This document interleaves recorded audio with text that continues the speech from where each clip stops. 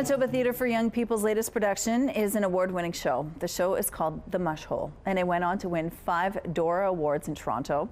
The play uses dance, music, and theatre to explore residential schools and their generational effect on Indigenous communities in Canada.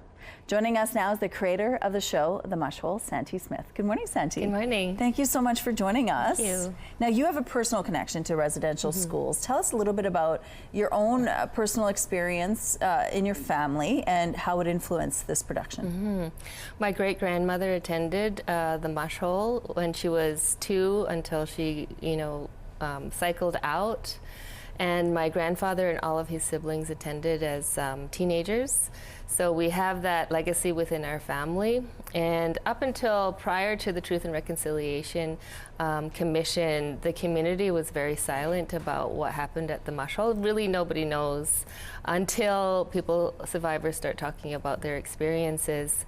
And so we got to understand that it was one of it's the oldest and one of the most brutal schools across the country. And so listening to survivors tell their stories, I was able to maybe piece together what my family experience would have been there, because very similar stories across the country. You actually produced it on site of what used to be the Mush Hole. Yeah. Which is where exactly?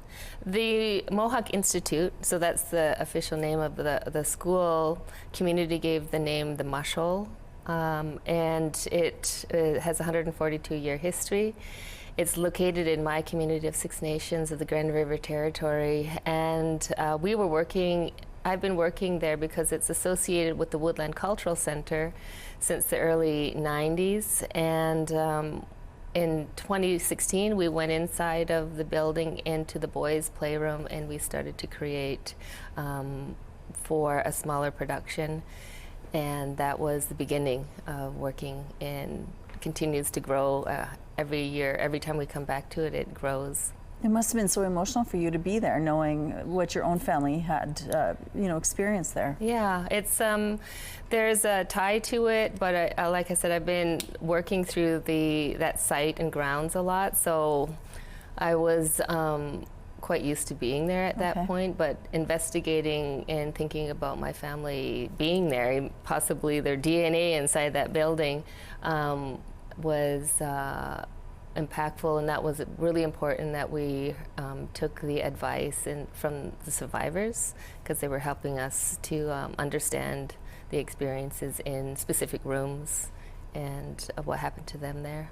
It's such a difficult story to tell. How do you take that story and put it into a production on stage for children 13 and up? Well, when I created it, it was just for general family audiences, but it became applicable to younger audiences. And our first time putting it into a Young People's Theatre was in 2020 at the Young People's Theatre in Toronto. And so that opened it up to be able to access the older students, 13 and up, grade 5 and up. And at the time, the artistic director was Alan McInnes, who had a long history of working with children's productions. And so we had a lot of conversation about the content of the piece and what ages it would be appropriate for. And he mentioned that as soon as they start talking in the curriculum about Holocaust and wars and sort of traumatic things, that definitely coincides with the content of the Mush Hole. We're almost out of time already. What message do you have for parents watching that this is a production they should take their kids to? Well, it opens conversation, and there's a lot of layers into it, so there's going to be questions.